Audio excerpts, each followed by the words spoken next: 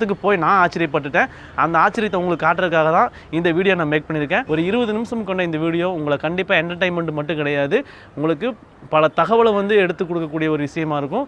இது வந்து தமிழ்நாட்டில் ஃபஸ்ட்டு நம்ம தமிழ் வீடியோவில் நம்ம தான் வந்து இதை வந்து கொண்டு வரோம் அப்படிங்கிறது ரொம்ப வந்து பெருமைப்படுறேன். என்ன காரணம்னா இப்படியாப்பட்ட மறைவான பல இடங்கள் வந்து நம்மளுடைய சப்ஸ்கிரைபர் மூலமாக தான் நமக்கு ஒவ்வொன்றா தெரிய வருது. இந்த மக்கள் இந்த தண்ணிக்கு கொடுக்கக்கூடிய முக்கியத்துவம் என்ன அப்படிங்கிற எல்லாமே தெரியும்.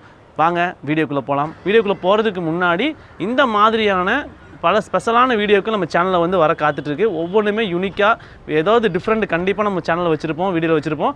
அதனால் நீங்கள் நம்ம சேனலை சப்ஸ்கிரைப் பண்ணிவிட்டு வீடியோ கண்டினியூ பாருங்கள். ஓகே, இப்போ நம்ம வந்து வீடியோக்குள்ளே போகலாமா? அப்படி அந்த கிராமத்தை தேடி போகும்போது ஒரு அடர்ந்த காட்டுப்பகுதியை தான் நம்ம கடந்து போக வேண்டியதாக இருக்கும். இந்த காட்டுப்பகுதியை பொறுத்த வரைக்கும் யானைகள் அதிகமாக இருக்கும்னாங்க. பகல் நேரங்கள்லேயே நிறைய இடங்கள்ல அங்கே யானைகள் கிராஸ் ஆகுனாங்க.